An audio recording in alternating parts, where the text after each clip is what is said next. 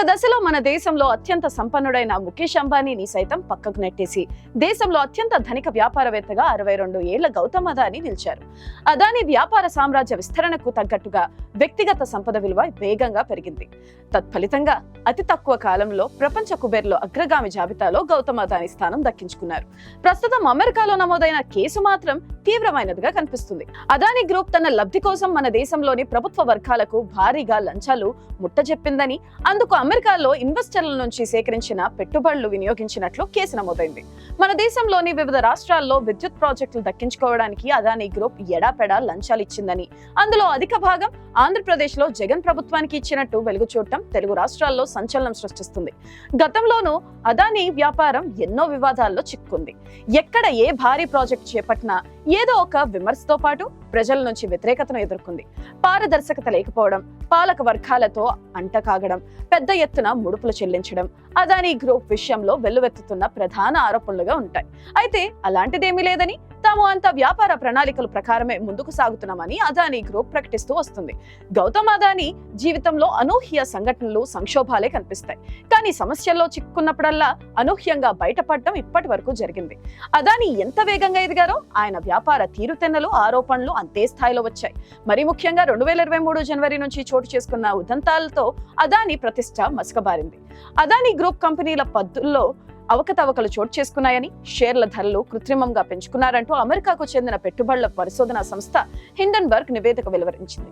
ఈ సమయంలో అది సంచలనమే అయింది. అంతకుముందు కూడా అదానీ గ్రూప్ అనేక వివాదాలను ఎదుర్కొంది. వాటిని చూస్తే 2017లో కార్మికేల్ బొగ్గుగని ప్రాజెక్టు గురించి చెప్పుకోవచ్చు. ఆస్ట్రేలియాలోని క్వీన్లాండ్ లో కార్మికేల్ బొగ్గుగని ప్రాజెక్టును $11 బిలియన్ అదానీ గ్రూప్ ప్రతిపాదించింది. అక్కడ పర్యావరణ కార్యకర్తల నుంచి ఈ ప్రాజెక్టుపై తీవ్ర వ్యతిరేకత వ్యక్తమైంది. ఎంతో సున్నితమైన గ్రేట్ బ్యారియర్ రీఫ్ కు ఈ ప్రాజెక్టుకు నష్టం చేస్తుందన్నది వారి ఆందోళన. అయినా ఆ ప్రాజెక్ట్ ను కొనసాగించడానికి అదానీ గ్రూప్ అన్ని రకాల ప్రయత్నాలు చేసింది. ఆపై 2021లో యాంగాన్ నౌకాశ్రయంలో కంటైనర్ టెర్మినల్ నిర్మించేందుకు అదానీ గ్రూప్ సైన్యం నుంచి భూములను తీసుకుంది. అదే సమయంలో మయన్మార్ లోని సైనిక ప్రభుత్వం ఆందోళన చేస్తున్న ప్రజలపై ఆయుధ ప్రయోగం చేసి ఎంతో మందిని పొట్టన పెట్టుకుంది. దీనిపై అంతర్జాతీయంగా తీవ్ర నిరసన వ్యక్తమైంది. దాంతో ఈ వివాదాస్పద ప్రాజెక్ట్ ను విరమించుకోవాలని అదానీ గ్రూప్ నాకు సూచించాయి. 2022లో శ్రీలంకలో పవన విద్యుత్ ప్రాజెక్టు కూడా ఈ వివాదంలో చిక్కుంది.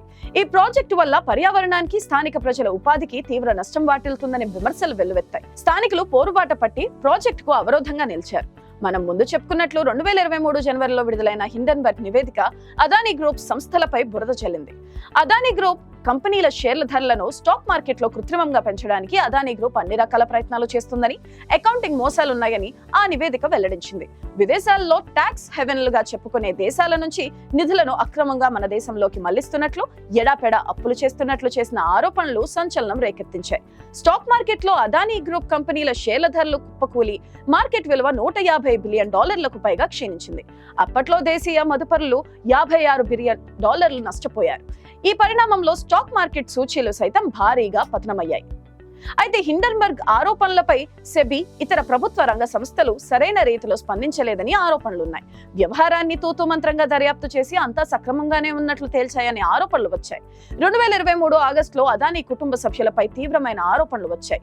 అదానీ కుటుంబ సభ్యులు, సన్నిహితులు విదేశీ నిధుల పేరుతో అదానీ కంపెనీల షేర్లు కొని ఆ కంపెనీల షేర్ల ధరలు బాగా పెంచుకున్నారని, ఆ క్రమంలో సెక్యూరిటీ చట్టాలు, నిబంధనలను ఉల్లంఘించారని ఆరోపణలున్నాయి.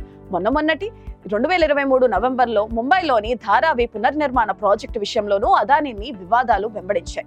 259 హెక్టార్ల విస్తీర్ణం గల ధారావి మురికివాడ పునర్నిర్మాణ ప్రాజెక్టును అదానీ ప్రాపర్టీస్ సొంతం చేసుకుంది. ప్రభుత్వమే ఈ ప్రాజెక్ట్ అదానీకి దక్కేటట్లుగా వ్యవహరించిందనే ఆరోపణలు వచ్చాయి. ఇప్పుడు అమెరికాలోనూ వచ్చిన తాజా ఆరోపణలపై కూడా అదానీ పెద్దగా కలవరం చెందుతున్నట్లుగా కనిపించడం లేదు. పైగా దీన్ని మేము ధీటుగా ఎదుర్కొంటామని అంటున్నారు. కేవలం అమెరికాలోని ఓ డిస్ట్రిక్ట్ కోర్టులో వచ్చిన ఆరోపణలేనని, ఇదేమీ కోర్టు తీర్పు కాదని అంటున్నారు గౌతమ్ అదానీ. అదానీ గ్రూప్ దేశంలోనే అత్యంత వేగంగా ఎదిగిన కార్పొరేట్ సామ్రాజ్యం అని చెప్పవచ్చు. కేవలం 3 దశాబ్దాల క్రితమే వ్యాపారాలు ప్రారంభించిన 10 ఏళ్ల కిందట వరకు పెద్దగా ఉనికి లేని అదానీ గ్రూప్ కంపెనీలు ఉన్న పలంగా ఉన్నత స్థానాలను అందుకుంటున్నాయి. విమానాశ్రయాలు, నౌకాశ్రయాలు నిర్వహణ, వంట నూనెలు, సిమెంట్, విద్యుత్తి, ఇలా ఒక్కటేమిటి ఎన్నో రంగాల్లో అదానీ గ్రూప్ బలంగా విస్తరించింది. వ్యాపార సామ్రాజ్యాలను ఏళ్ల తరబడి శక్తియుక్తులతో నిర్మించుకుంటూ రావటం ఒక ఎత్తు. కానీ అదానీ గ్రూప్ మాత్రం ఆయా రంగాల్లో బలమైన సంస్థలను ఏదో ఒక విధంగా కొనేసుకుంటూ షార్ట్ కట్ లో ఎదుగుతూ వస్తుంది. తెలుగు రాష్ట్రాల్లోనూ ఎన్నో ప్రాజెక్టులు అదానీ సొంతమయ్యాయి. జీవీకే గ్రూప్ కు చెందిన ముంబై అంతర్జాతీయ విమానాశ్రయం, ఆంధ్రప్రదేశ్ లోని గంగవరం, కృష్ణపట్నం నౌకాశ్రయాలు అదానీ ఆధీనంలోకి చేరాయి. దేశంలోని అగ్రశ్రేణి సిమెంట్స్ కంపెనీలైన అంబుజా సిమెంట్స్, ఏసీసీ అమ్మకానికి వచ్చినప్పుడు దాదాపు 80,000 కోట్ల రూపాయలు చెల్లించి వాటిని కొనుగోలు చేయడం గౌతమ్ అదానీకి సాధ్యపడింది. అదానీ వ్యాపార సామ్రాజ్య విస్తరణకు తగ్గట్టుగానే అదానీ వ్యక్తిగత సంపద విలువ కూడా వేగంగా పెరిగింది.